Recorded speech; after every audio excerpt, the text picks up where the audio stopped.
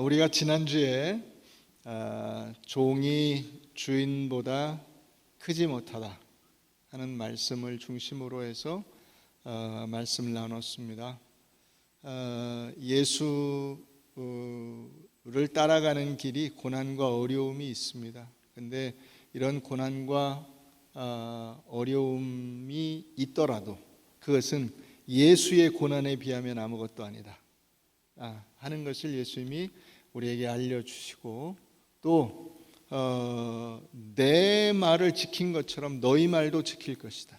그러니까 그렇게 다 예수를 따돌리고 예수에게 등 돌리고 도망을 간 것 같아도, 그래도 거기에 예수를 믿는 사람이 있고 예수를 위해서 목숨을 바치고자 하는 사람이 있었다면, 오늘날 우리가 사는 이 삶 속에서도 우리와 함께하는 사람들이 있고, 그 사람들과 함께 그 주님의 은혜를 나누면서 어려운 길 힘내서 가라. 그게 종이 주인보다 크지 못하다고 하는 말씀의 의미다 하는 것을 우리가 배웠습니다. 오늘은 내가 너희에게 보혜사 성령을 보낸다 하는 말씀의 의미가 뭔가 하는 것을 좀 살펴보려고 합니다. 우리 인생 속에 고난과 역경이 있습니다. 어떤 분들은 생각하기를 예수를 믿는 것은 그런 고난과 역경이 아예 없는 것이라고 생각하는 경향이 있습니다. 그건 무당입니다. 무당은 그런 얘기를 하죠. 약장수가 보통 그러지 않아요? 이 약 한번 잡숴봐, 할머니도 아기를 낳아, 뭐 이런 거. 이게 그 다 잘못된 얘기죠, 그죠? 사라 빼놓고 할머니가 아기 낳은 사람이 어디 있어요? 불가능합니다, 애초부터. 그러니까 인생에서 고난과 역경이 없이 평탄하게 붉은 카펫 깔린 길을 걸어간다는 것은 애초부터 불가능합니다. 그런 거짓말에 현혹되면 안 되고, 그것이 인생이 아니고 그것이 신앙이 아닙니다. 자, 이것을 우리가 말씀을 통해서 한번 또 살펴봅시다. 창세기 50장을 한번 가보겠습니다.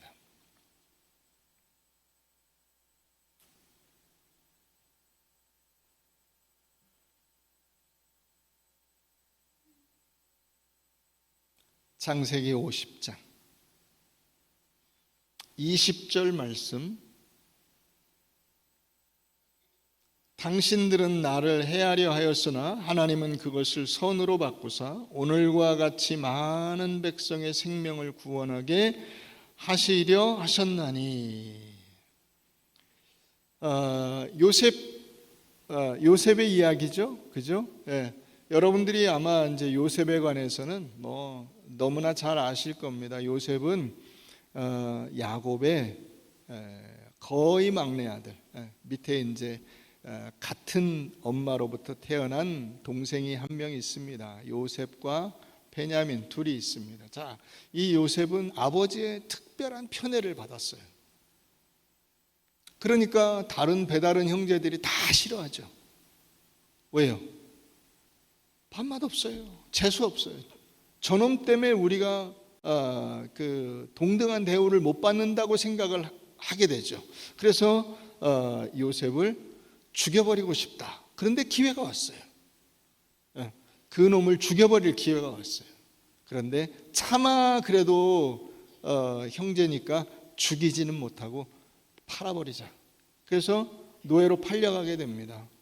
그러니까 이 요셉은 갑자기 인생이 급전직하 저 밑에 땅바닥으로 추락을 하게 된 겁니다. 그런데 거기 가서 노예 생활하는 것도 이게 상상할 수 없는 재난인데, 누명을 뒤집어 쓰고, 그것도 성폭행범 누명을 뒤집어 쓰고 감옥에 들어가게 되잖아요. 그러니까 이건 정말 하늘에서 땅으로 추락한 것과 같이 어마어마한 충격이 있었을 겁니다. 여러분, 갑자기 여러분들이 어떤 누명을 쓰고 감옥에 간다고 생각을 해보세요. 말도 안 되는 일인데 그런 일이 요셉에게 일어난 겁니다. 그런데 하나님이 요셉을 거기서 건져내 주시죠. 사실 자기 능력은 아니에요. 어떻게 해도 감옥에 갇힌 외국 출신 노예가 살아날 방법은 없어요. 그런데 하나님이 건져내 주셨어요. 왕의 그 꿈 해몽을 통해서 그렇게 할 수 있도록 길이 열려졌어요. 그래서 왕이 꿈 해몽을 듣고, 야, 이거 완전히 국가 발전 프로젝트인데 너 한번 그거 해볼 수 있겠냐? 예, 제가 해보겠습니다. 그래서 감옥의 죄수에서 무기징역이잖아요. 무기징역. 기한도 없는 죄수잖아요. 그런데 무기수에서 뭐가 됩니까? 왕 빼고 세상에서 제일 높은 사람이 됩니다. 그래서 국가발전 프로젝트를 추진하는 고위직, 그게 뭐 상상할 수 없는 일이 일어난 거죠. 그 일을 열심히 하다 보니까 형제들을 만나게 된 거예요. 요셉의 마음에 여러분 얼마나 큰 갈등이 있었을까요? 저놈들 죽여버려, 살려, 어떻게 할까? 고민이 있지 않았겠어요? 그래도 차마 어떻게 못하고 그 혈육의 정 때문에, 그리고 아버지 때문에 그 시간들을 견뎌냈더니 결국 아버지를 비롯한 형제들이 다 이민을 오게 되고, 이민 와서 아버지를 모시고 살다가 아버지 돌아가신 거예요. 지금 아버지 돌아가시니까 형제들이 덜컥 겁이 났어요. 이제야말로 진짜 이제 의지할 데가 아무도 없는데 저 요셉이 만변하면 우리는 다 죽을 수 있다. 그래서 요셉 앞에 무릎 꿇고 빈 거예요. 우리 좀 제발 용서해 주라. 그때 요셉이 바로 이 얘기를 한 겁니다. 요셉이 그들에게 이르되 두려워하지 마소서, 내가 하나님을 대신하리이까. 당신들은 나를 해하려 하였으나 하나님은 그것을 선으로 바꾸사 오늘과 같이 많은 백성의 생명을 구원하게 하려 하셨습니다 라고 고백을 한 거예요. 요셉이 이 자기의 그 고난, 고통, 아픔, 좌절, 절망, 정말 소설책으로서도 10권, 100권을 쓸 만한 그런 많은 인생사를 겪고 나서 깨달은 것 3가지가 있다. 첫 번째, 하나님이 나에게 이 고난을 주신 것은 온 이 애굽 사람뿐 아니라 애굽 인근에 있는, 그러니까 가나안 땅에 있는 이 야곱의 가정까지 다 구원을 받은 거 아니에요. 어디서? 현실적인 굶어 죽는 그 기아선상에서 구원을 받은 거예요. 온 세상 모든 사람들을 살리기 위한 하나님의 큰 계획이었다. 두 번째, 이것은 우리 가정, 한 가정을 큰 민족으로 만들기 위한 하나님의 큰 계획이 지금 실행되고 있는 것이다. 하나님께서 아브라함에게 주신 이 가나안 땅의 그 복이, 그 약속이 이루어지려면 민족이 돼서 가나안 땅을 들어가야 되는데, 여러분 야곱의 가정은 야곱이 애굽으로 들어올 때 70명이었다고 돼 있어요. 70명 가지고 어떻게 가나안 땅을 정복합니까? 할 수가 없죠. 그러니까 하나님이 그 야곱의 가정을 한 민족으로 만들어야 되는데 그 일이 어떻게 가능하냐? 이 애굽 땅에 와서 애굽이라는 이 모판에서 이 그 모종이 자라게 하셔가지고 다시 가나안 땅에다가 흩뿌려서 심으려고 하신 거예요. 그 일이 지금 이루어지고 있는 것이다.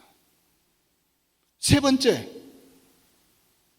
요셉이라고 하는 한 인간이 고난을 딛고 역경을 딛고 어려움을 딛고 큰 인물이 될 수 있도록 성품적으로 그의 그 인생 전체가 하나님 안에서 은혜로 업그레이드 될 수 있도록 만드시는 주님의 큰 손길이다. 이게 여러분 가나안 땅의 한 구석에서 그저 그 이름 없는 한 유목민의 막내 아들로 우쭈쭈 하면서 되겠습니까? 불가능하죠. 불가능합니다. 그러니까 하나님께서 이 요셉을 끌어다가 애굽이라고 하는 용광로에다가 집어넣으시고 거기서 훈련을 하신 거예요. 훈련을. 이게 요셉의 고백입니다.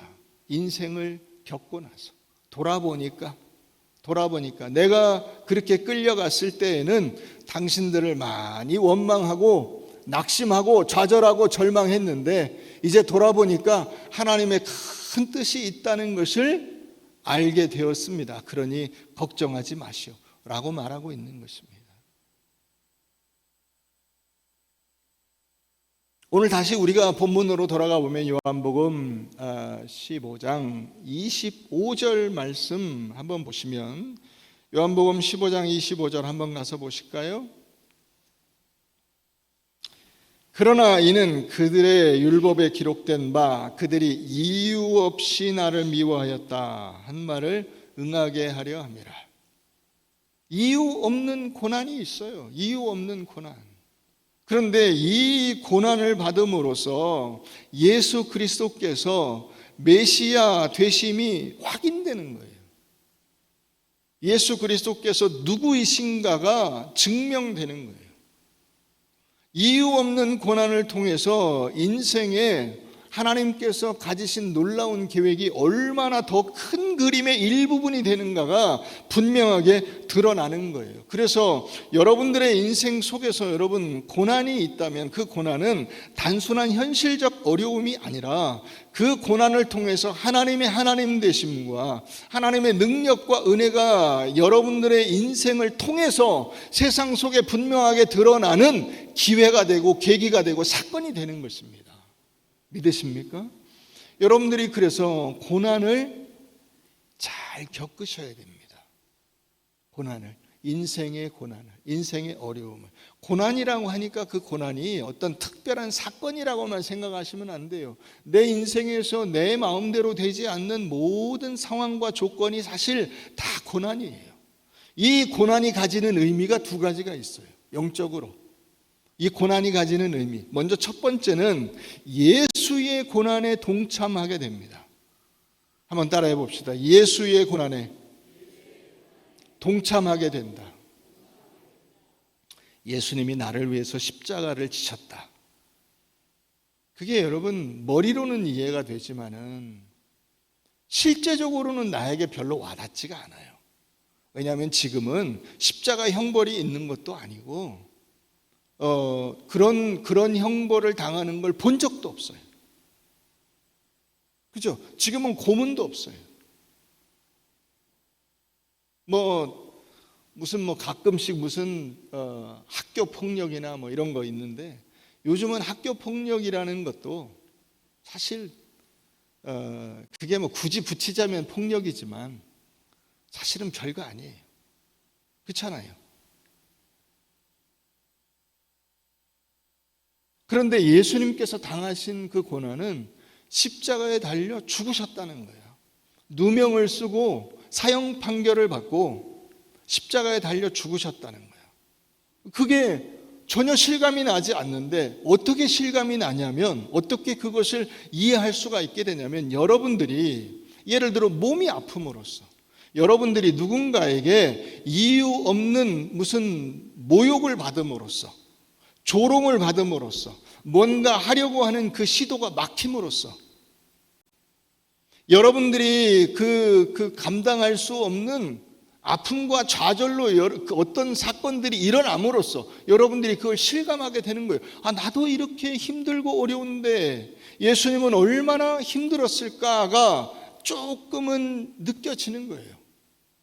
나도 이렇게 고통스럽고 견딜 수 없는데 이 정도 가지고도 내가 죽냐 사냐 이러는데 예수님은 얼마나 힘들었을까? 이해할 수 있게 되는 거예요. 세상은 예수 그리스도를 그 세상이라고 하는 어두움이 삼켜버렸다고 생각을 했어요. 그래서 온 세상이 캄캄하게 된 것처럼 느껴졌어요. 그런데 그 캄캄함 속에서 어떻게 됩니까?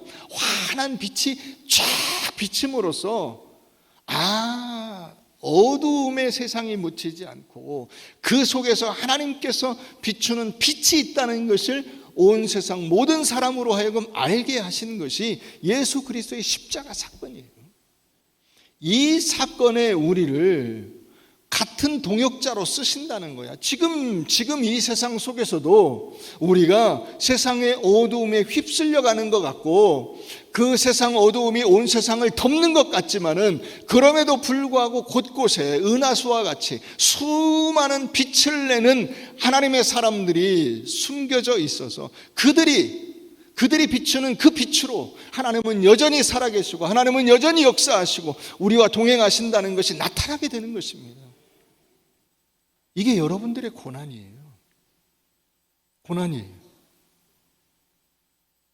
고난을 통해서 우리는 세상에 속한 존재가 아니라 예수 그리스도에게 속한 존재라는 것이 명확해지는 것입니다. 여러분, 그러니까 고난을 당할 때 여러분들이 잘하셔야 돼. 아무렇게나 말하고 아무렇게나 행동하고 아무렇게나 표정을 지으면 안 돼요. 예수 믿는 사람다운 표정과 말과 행동이 나와야 하는 것입니다. 그래야 예수 믿는 사람다워지죠. 그리스도의 고난에 동참하는 것이 되는 겁니다. 두 번째로, 이 고난이, 여러분들의 인생의 고난이 여러분들에게 주는 의미가 무엇이냐면 여러분들의 인생을 믿음으로 연단하고 성숙하게 만드는 계기가 되는 거예요. 고난을 통해서. 고난은 우리의 믿음을 연단하고 성숙시키는 중요한 과정입니다.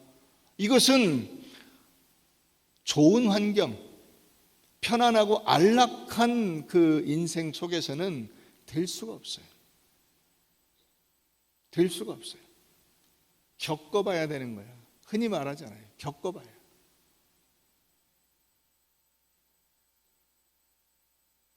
우리 이제 그 여자 성도들은 출산을 해보셨습니다. 배 아파서 아이를 낳는 것을 말로 설명할 수가 있습니까? 겪어봐야 되는 거예요. 겪어봐야. 그걸 여러분들의 딸에게 아기 낳는 게 어떤 거야 라고 설명해서 됩니까? 설명해서 딸이 그거를 이해할 수 있습니까? 이해할 수가 없어요. 겪어봐야 하는 거예요. 겪어봐야.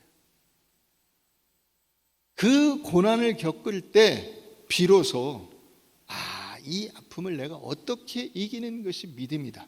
어떻게 극복하는 것이 성숙함이다. 내가 옛날에 이런 과정들을 겪을 때 막 나 하고 싶은 대로 했던 것을 이제는 그렇게 해서는 안 된다 라는 걸 알아야 되는 거죠. 알아야. 우리 욥기 23장을 한번 가보십시다.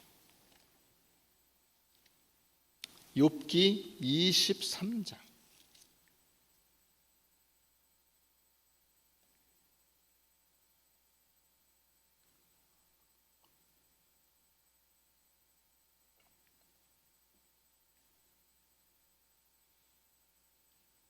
우리가 욥을 잘 압니다. 욥은 흔히 말하는 대로 이유 없는 고난을 받은 사람입니다. 욥의 그 개인적인 인생사 속에서는 이 고난의 근원을 찾을 수가 없는 고난을 받았어요. 그래서 그것을 어떻게 이 욥기는 설명을 하고 있냐면 천상세계에서 하나님과 사탄이 대화를 나누는 가운데 하나님께서 욥에게 이 고난을 허락하신 것으로 설명이 됩니다. 다시 말하면 이건 인간적으로는 도저히 설명할 수 없는 갑작스러운 고난이라는 거야. 그래서 갑작스럽게 아이들이 죽고 갑작스럽게 자기 재산이 날아가고 갑작스럽게 결혼 생활이 끝나버리고 갑작스럽게 자기 인생의 건강에 위기가 와서 죽을 고비를 넘기게 된 거예요. 그래서 그 고난이 2중, 3중, 4중으로 막 다가오는 거예요. 어느 날 갑자기 도저히 감당할 수 없는 고난이 다가와요. 이 고난을 겪으면서 욥이 고백을 하는 겁니다. 10절 한번 보십시다. 그러나 내가 가는 길을 그가 아시나니 그가 나를 단련하신 후에는 내가 순금같이 되어 나오리라. 자기가 가는 길 누가 주신 거냐? 하나님이 주신 거예요. 그걸 나타내는 단어가 뭐예요? 단련이라고 하는 단어예요. 이 고난은 하나님이 주신 거야. 나는 도저히 이런 고난을 상상도 못했어. 이런 일이 일어나리라고는 나는 도저히 예측할 수가 없었고 내 계획 속에 이런 일은 절대로 일어나서는 안 돼. 그런데 하나님께서 이 고난을 주신 거예요. 여기 이 단련이라고 하는 단어가 바칸이라고 하는 히브리어예요. 바칸은 뭐냐면 상세히 살펴보는 거예요. 어떤 거냐면 제가 이제 지난 15일 날 우리 청년들이 수련회 가 있어서 14일부터 16일 어제까지 이제 수련회 갔다 왔는데 수련회를 한번 좀 가봐야 되겠다. 가서 격려를 좀 해야 되겠다 생각을 하고 가려고 했는데 10시쯤 10시 반쯤 해서 가려고 했는데 저희 집사람하고 이제 가려고 했어요. 그런데 이 여인께서 너무 피곤하니 한잠 자고 가시겠다. 그래서 제가 어떻게 합니까? 제가 힘이 있습니까? 없죠. 그래서 주무시라. 근데 아무래도 밀릴 것 같으니 그냥 갔으면 좋겠다. 아니다. 나는 지금 꼭 단잠을 좀 한번 자고 가야 되겠다. 그래서 정 그렇다면 그렇게 하시라. 그래서 12시 반쯤 이제 가려고 봤더니 3시간 반이 나오더라고요. 내비가 2시간이면 가는 길인데 그만큼 밀리는 거예요. 15일 날 이제 광복절에 연휴에 이렇게 있으니까. 그래서 그 단잠을 주무신 여인께서는 나는 도저히 못 가겠소. 그러고 들어가시고 나는 그래도 사나이가 칼을 뺐으면 무라도 잘라야지. 그러고 떠났습니다. 그래서 갔더니 4시간이 걸렸어요. 네, 내비 친 것보다 더 많이 걸렸어요. 왜냐면 갈수록 이제 차들이 더 나온 거죠. 그래서 이제 가니까 거의 저녁 때 다 됐어요. 4시 한 반이나 이쯤 됐던 것 같아. 그래서 가니까 이제 청년들이 거기 프로그램 하면서 그 앞에 개울에서 이제 좀 놀고 그러고 들어오더라고요. 그 우리 권준석 청년하고 장상희 목사님 지금 이제 곧 고기를 구워 먹으려고 하는데 먼저 구워 드릴까요? 그래서 구워봐라 그랬더니 삼겹살을 가지고 가서 잘 구워가지고 가져왔어요. 여러분 고기 구울 때 어떻게 하시죠? 잘 익었나 안 익었나 자세히 들여다보시죠. 그죠? 그 자세히 들여다보는 게 여기 단련이에요. 단련. 자세히 들여다봐. 여러분들이 뭔가 미흡한 데가 있으면 더 구워야죠. 그죠? 덜 익은 데가 있으면 더 구워야죠. 이 잘 뒤집어 가지고 우리 권준석 청년이랑 장 목사가 고기를 아주 맛있게 잘 구워와서 제가 라면 한 그릇하고 고기를 맛있게 먹고 기도해주고 그러고 이제 왔습니다. 그래서 너무 맛있게 먹었는데 여러분들의 인생 속에서 여러분들이 뭔가 미흡하고 어려운 데가 있으면 부족한 데가 있으면 그것을 하나님이 잘 보시고 여기 더 구워야 되겠네, 여기 더 익혀야 되겠네, 여기 더 섞어야 되겠네, 뜸을 좀 들여야 되겠네를 하나님이 계획하고 그걸 끌어가신다고요. 그게 여기 그가 나를 단련하신 후에는 그래서 그렇게 단련하시니까 자세히 살펴보고 그 살펴본 내용에 의거해서 더 여러분들을 뒤집고 하니까 어떻게 되죠? 순금같이 깨끗하고 순수한 신앙으로 세워진다고요. 그게 욥의 고백이에요.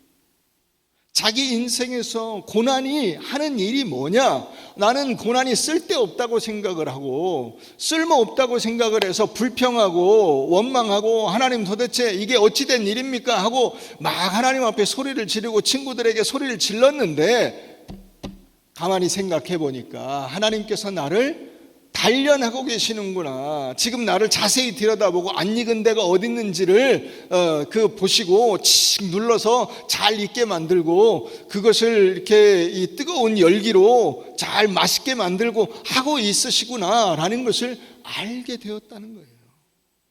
여러분 고난은 그러므로 우리의 인내를 개발하고 소망을 굳건히 굳건하게 하고 온전한 그리스도인으로 빚어지는 필수적인 과정이며, 이 온전한 그리스도인이 되는 된 상태가 뭐냐? 하나님의 형상대로 완성되는 거예요. 하나님의 형상대로. 하나님이 그 형상을 따라 우리를 만드신 그 놀라운 은혜대로 우리가 완성되는 거예요. 여러분, 그러므로 예수께서 가신 그 길을 생각을 해보세요. 예수님이 십자가를 지시면서 그 원수를 사랑하고 하나님의 이 고난을 주신 것에 대해서 불평하지 않으시고 그것을 묵묵히 감당하시며 하나님의 섭리와 뜻에 순종하는 그 삶을 사는 것이 바로 우리의 고난 속에서 우리가 따라야 할 모범이 되는 것입니다. 그게 여러분들의 인생 속에서 고난이 있을 때 여러분들이 가야 할 길입니다. 이것을 여러분들이 배울 수 있도록 해야 돼요. 고난은 그러니까 피해야 될 장애물이 아니고 여러분들의 인생 속에서 여러분들이 기꺼이 맞이해야 될 복된 기회이며 여러분들을 완성시키는 고급 훈련 과정이라고 생각을 하셔야 돼요. 고급 훈련 과정. 그런데 오늘 말씀의 핵심이 어디 있냐면 바로 여기에 있어요. 그건 뭐냐면 우리가 그런 고난을 당할 때 하나님께서 우리를 혼자 내버려 두시는가? 혼자 내버려 두실까요? 그렇지 않다는 거예요. 그렇지 않다. 26절을 가서 읽어봅니다. 내가 아버지께로부터 너희에게 보낼 보혜사 곧 아버지께로부터 나오시는 진리의 성령이 오실 때 그가 나를 증언하실 것이요. 자, 보혜사 성령을 우리에게 보내주신다는 거예요. 여러분, 이 보혜사라고 하는 단어가 파라클레토스라고 하는 이 단어가 돕는 자, 위로자, 변호자, 우리가 흔히 쓰는 단어로 변호사, 보호자, 인도자 이런 뜻을 가지고 있어요. 그러니까 가까이 옆에 붙어서 나를 잘 인도하고 보호하는 나의 가이드, 인생의 가이드라고 생각하시면 돼요. 그 가이드가 있으면 내가 걱정할 필요가 없죠. 가이드가 가라는 대로 가면 되고 하라는 대로 하면 돼요. 그게 여러분들의 인생 여정에서 이 성령을 보내신 의미예요. 성령은 우리가 이유 없는 고난을 당할 때 단순히 그 고난을 견디는 정도로 보내시는 것이 아니라 그 고난을 견뎌냄으로써 적극적으로 예수 그리스도를 닮도록 하기 위해서 우리에게 그분을 보내신 거예요.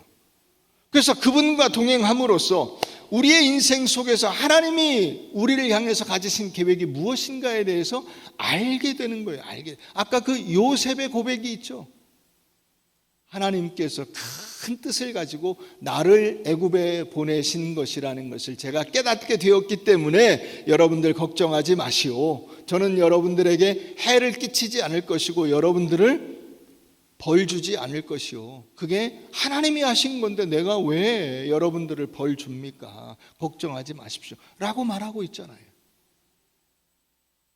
성령께서 바로 이 경지에 도달할 수 있도록 하는 거예요. 이걸 안목이라고 하는 거예요. 안목. 안목. 한번 따라해 보세요. 안목. 안목. 여러분, 안목은 어떻게 생겨요? 어떻게 하면 어떤 안목이 생겨요? 거기서 그 자리에서 산전수전 겪어봐야 돼요. 그래야 안목이 생겨요. 안목이 생겨요. 안목이라는 것은 이를테면 이런 거예요. 여러분들이 여기 있으면 분당이 어떻게 생겼는지 잘 안 보여요. 그죠? 물론 여러분들은 여기서 이 지역에서 오래 살아서 손바닥 들여다보지 시원하다 이렇게 말할 수 있어요. 그러나 눈으로 안 보인다고. 눈으로. 여기가 어딘지 여러분들이 설명하려고 하면 잘 안 보여요. 그런데 자, 이 뒤에 산에 올라가서 저 위에 능선에 올라가면 분당이 보이고 광주가 보이고 용인이 보여요. 이렇게 생겼구나. 저기가 판교구나. 저기가 수지구나. 저쪽이 죽전이구나. 저쪽이 광주구나. 신현리가 여기구나가 보여요. 그 위에 올라가서 보니까. 그래서 이렇게 내려다볼 수 있는 게 그게 안목이에요. 그게 여기서는 안 생긴다고. 땀을 흘리면서 헉헉대면서 올라가야 돼요. 순간적으로 올라갈 수 있어요? 못 올라가요. 시간이 걸려요. 30분, 1시간이 걸려요. 그렇게 열심히 땀 흘리면서 헥헥대면서 올라가서 그 위에 올라서야 드디어 줄기가 보여요. 어떤 모습으로 있는 것인지, 동네가 어떻게 생겼는지가 보이는 거예요. 그게 안목이에요. 여러분들이 인생을 겪으면서 고난을 당하면서 그 시간들을 지나가야 드디어 안목이 생기는 거예요. 하나님이 이래서 나를 이 일을 감당케 하시고 이 어려움을 견디게 하시고 이런 상황 속에 몰아넣으시고 내가 이렇게 되었구나 라는 것을 알게 되는 거예요. 알게 되는 거예요. 사도행전 20장을 우리 한번 가보십시다.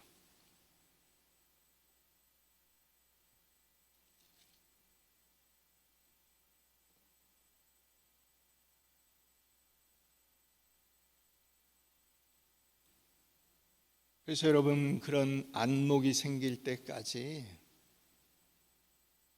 있어야 돼요. 요즘에 보면 젊은 사람들이 그걸 견디지 못하고 뭐 하다가 때려치고 일리 갔다 저리 갔다 막 방황을 해요. 그거는 마음이 조급하기 때문에 그런 거예요. 조급한 마음을 먹으시면 안 돼요. 인생이라는 것이 그렇게 돌아가지 않아요. 그게 될 수가 없어요. 자, 사도행전 20장 22절부터 보십시다. 보라, 이제 나는 성령에 매여 예루살렘으로 가는데 거기서 무슨 일을 당할는지 알지 못하노라. 오직 성령이 각성해서 내게 증언하여 결박과 환난이 나를 기다린다 하시나 내가 달려갈 길과 주 예수께 받은 사명 곧 하나님의 은혜의 복음을 증언하는 일을 마치려 하면은 나의 생명조차 조금도 귀한 것으로 여기지 아니하노라. 보라, 내가 여러분 중에 왕래하며 하나님의 나라를 전파하였으나 이제는 여러분이 다 내 얼굴을 다시 보지 못할 줄을 아노라. 그러므로 오늘 여러분에게 증언하거니와 모든 사람의 피에 대하여 내가 깨끗하니 이는 내가 거리끼지 아니하고 하나님의 뜻을 다 여러분에게 전하였습니다. 여러분은 자기를 위하여 또는 온 양떼를 위하여 삼가라. 성령이 그들 가운데 여러분을 감독자로 삼고 하나님이 자기 피로 사신 교회를 보살피게 하셨느니라. 내가 떠난 후에 사나운 이리가 여러분에게 들어와서 그 양떼를 아끼지 아니하며 또한 여러분 중에서도 제자들을 끌어 자기를 따르게 하려고 어그러진 말을 하는 사람이 일어날 줄을 내가 아노라. 그러므로 여러분들이 일깨어 내가 3년이나 밤낮 쉬지 않고 눈물로 각 사람을 훈계하던 것을 기억하라. 지금 내가 여러분을 주와 및 그 은혜의 말씀에 부탁하노니 그 말씀이 여러분을 능히 든든히 세우사 거룩하게 하심을 입은 모든 자 가운데 기업이 있게 하시리라. 아멘. 이게 에베소 장로들에게 밀레도에서 이제 사도 바울이 당부하고 설교한 내용이다 이렇게 돼 있어요. 여기 보면 22절에 뭐라고 돼 있어요? 이제 나는 성령에게 매여 성령에게 붙잡혀서 성령과 하나 돼서 성령이 예루살렘으로 가시니까 나도 그분에게 같이 이렇게 붙들려서 간다 이거죠. 예루살렘으로 간다. 이것을 여러분 이렇게 생각하시면 안 돼요. 성령이 이제 그 다음 절에 보면 성령이 각성해서 내게 증언하여 결박과 환난이 나를 기다린다 하시나 성령은 가지 말라고 하는데 나는 갑니다. 나는 내 고집으로 갑니다. 그런 뜻이 아니에요. 이 앞에 분명히 말했죠. 나는 성령에 매여 예루살렘으로 간다.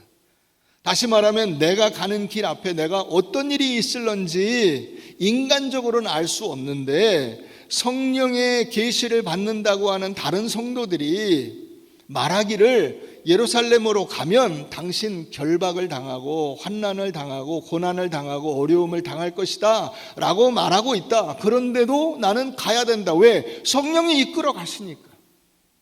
성령과 하나 되어 있으니까. 인생이라는 게 그런 거예요. 이 길을 가는 것이 여러분들의 인생에 평탄해서 아무 일도 없고 그런 건 없다고요.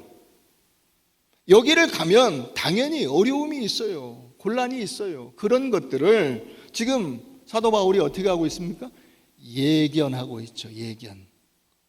틀림없이 내가 이제 여기를 떠나서 예루살렘으로 간 다음에 교회가 위협을 받을 것이고 사나운 이리 때와 같은 이단의 무리들이 들어와서 교회를 헤집고 다니고 교회를 무너뜨리려고 할 것이다. 그런데 그때 이것을 너희가 깨닫고 뱀같이 지혜롭고 비둘기같이 순결하게 그 상황에 잘 대처해서 교회를 말씀 위에 든든히 세워야 한다. 이 얘기를 하고 있는 거예요. 여러분들의 인생 속에서 여러분 아무 일도 없는 것이 인생이 아니에요. 고난이 있어요. 어려움이 있어요. 그 고난과 어려움은 여러분들의 인생을 세우고 하나님께서 이 공동체를 세우고 하나님의 나라를 든든하게 하고 그리하여 온 세상 모든 사람들에게 유익을 끼치기 위한 하나님의 놀라운 계획이 담겨 있어요. 그것을 안다면 내가 어떻게 해야 되죠? 성령의 은혜를 붙들고 그 속에서 믿음으로 말씀으로 지혜롭게 그 상황들을 견뎌내고 이겨내고 그것을 하나님이 기뻐하시는 방향으로 나아가고 인내하고 해야 되는 거예요.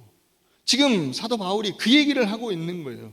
너희가 무엇을 해야 할지 이제 깨달아 알아야 한다. 나는 그럼에도 불구하고 복음을 위한 내 사명을 결코 중단하지 않을 것이다.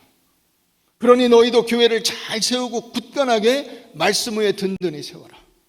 사나운 이리 때처럼 교회를 무너뜨리는 세력이 들어오더라도 결코 겁내지 마라. 성령이 함께 하신다. 성령이 함께 하신다. 자, 그래서 28절이 뭐라고 되어 있어요? 여러분은 자기를 위하여 또는 온 양떼를 위하여 삼가야 된다. 함부로 경거망동해서는 안 된다. 기분 나쁘다고 막 뒤집어 엎어서는 안 된다.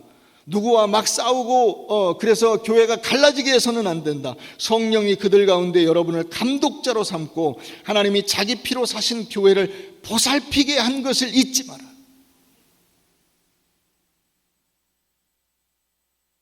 여러분 기분 나쁘다고 판을 뒤집어 엎으면 안 돼요.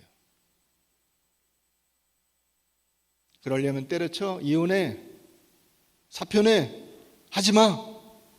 그게 세상을 이기는 방법이 아니에요. 그건 어두움에 지는 방법이에요. 어두움 속으로 잡혀 들어가는 거예요.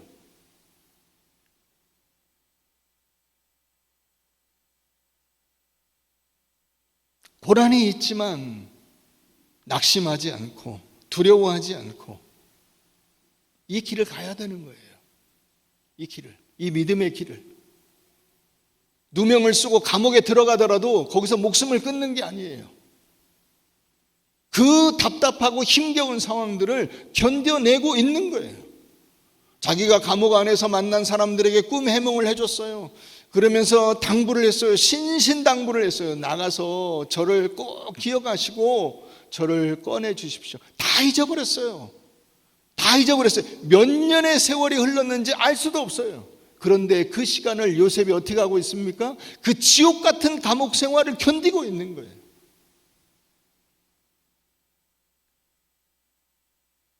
우리 에베소서 3장을 가봅니다.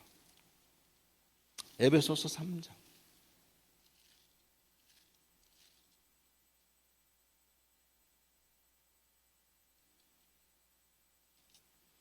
에베소서 3장 우리 8절부터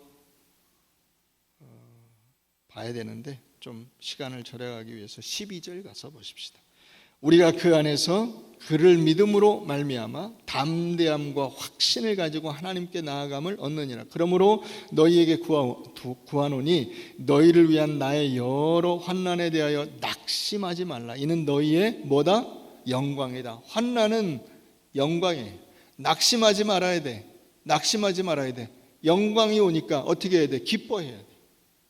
고난에 대해서 우리가 명시적으로 우리가 흔히 하는 것처럼 기뻐하기는 어려워요. 그러나 담담하게 여러분들의 인생을 받아들이세요. 담담하게. 이렇게 되는구나. 하나님이 나를 이렇게 인도하시는구나. 오케이, 하나님 감사합니다.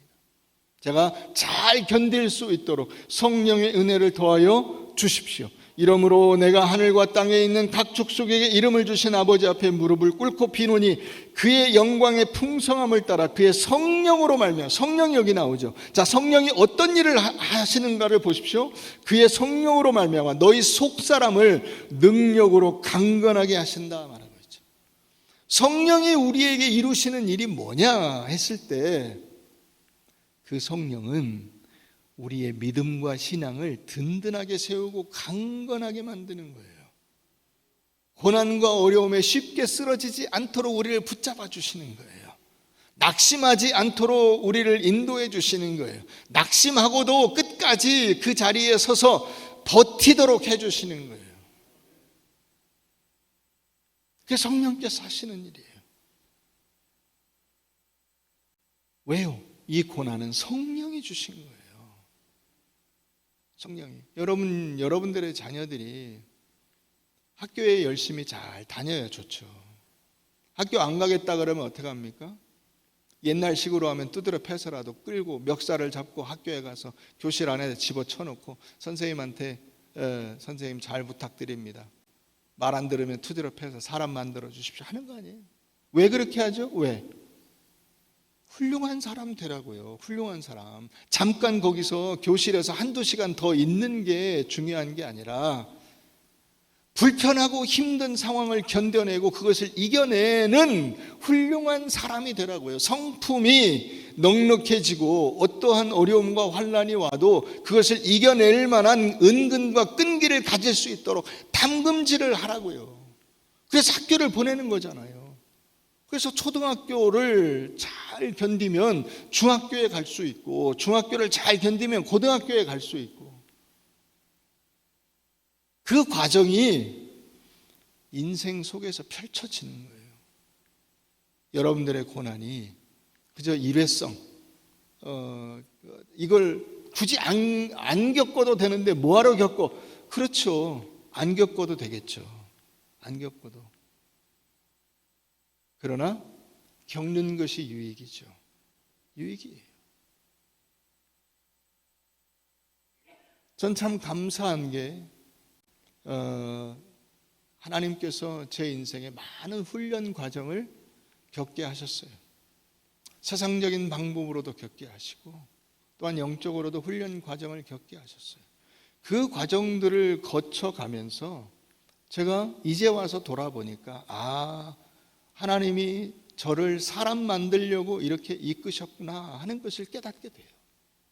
그런 과정을 안 겪었다면 저는 더더욱 지금도 별스럽지 않다 하더라도 지금보다 더 말할 수 없이 초라한 모습에 영적으로 별 볼 일 없는 인간이 되고 말았을 거예요. 외적으로는 어떤 조건을 가졌을지는 알 수 없지만은 그런 과정들을 거치면서 사람이 사람다워지는 거예요. 그리스도인이 그리스도인다워지는 거예요. 하나님의 자녀가 하나님의 자녀다워지는 거예요. 그 과정을 우리가 가야 하는 것입니다. 그러므로 감사하십시오. 여러분들의 인생 속에서 고난이 있는 것을 감사하십시오. 그 과정들을 잘 견뎌내십시오. 돈으로, 세상으로, 권력으로, 사람으로 도피하지 마십시오. 이것을 돈으로 때우려고 하지 마시고 세상 권세로 뛰어넘으려고 하지 마시고 사람들의 그 관계 안에서 그냥 적당히 만족을 삼으려고 하지 마세요. 그건 그렇게 될 수 있는 게 아니에요. 아이를 낳는 것은 내가 임신해서 10달 동안 힘들어서 아이를 출산하는 과정을 겪어야 되는 거잖아요. 누군가 나 대신 임신하고 아이를 출산할 수는 없어요. 인생도 똑같은 거예요. 결국 내가 가야 할 길이에요. 여러분들의 자녀들을 보면서 때로는 안쓰러운 마음이 들지 않습니까? 인생의 고난을 제가 가야 하다니, 내가 대신 살아줄 수 있다면 참 좋겠지만 살아줄 수도 없거니와 살아서는 안 돼요. 그 인생은 걔가 살아야 되는 것이지. 그게 하나님께서 우리에게 고난을 주시는 의미예요. 여러분, 그러므로 감사하시고 담대하십시오. 담대하십시오. 황성철 목사님이라는 분이 있어요. 이분이 총신대 교수를 하셨어요. 이분이 최근에 자서전을 썼는데 리틀 자이언트라는 제목의 자서전을 썼어요. 리틀 자이언트, 우리말로 바꾸면 작은 거인이에요. 왜 썼냐면 자기 인생이 자랑스러워서 쓴 게 아니고 자기 인생에서 하나님이 역사하신 것을 사람들에게 간증하기 위해 썼어요. 이분은 4살 때에 결핵성 관절염을 앓아서 하반신을 못 쓰는 장애자가 됐어요. 그리고 사춘기 때 큰 병에 걸려서 정말 죽을 고비를 넘겼어요. 그리고 나서 고3 때 19살 때 은혜 받고 목사가 되기로 한 거예요. 근데 뭐 자세한 얘기는 할 수 없지만 어쨌든 그 시간이 없어서 지금 뭐 자세한 얘기는 할 수 없지만 자기가 하반신을 못 쓰는 장애자로 인생을 살아보니까 인생이 참으로 녹록지 않은 거예요.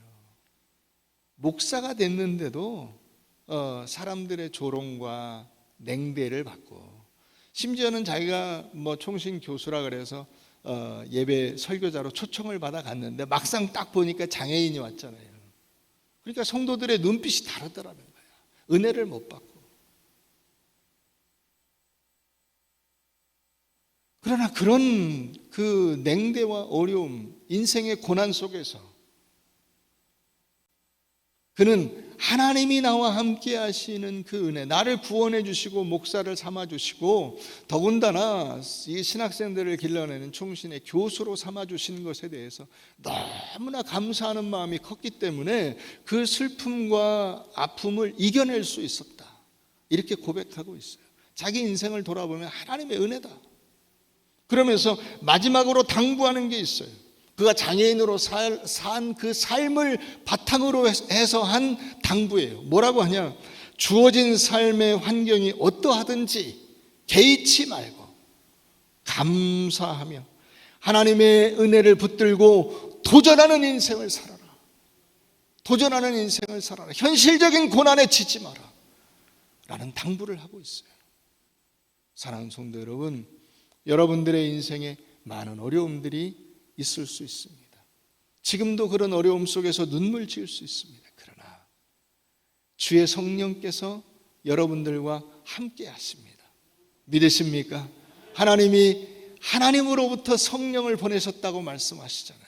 진리의 성령, 보혜사 성령, 우리에게 오신 그 성령의 능력과 은혜를 힘입어서 여러분들의 인생을 가치 있고 멋지게 살아내는 여러분들 모두가 되시기를 주의 이름으로 축원합니다.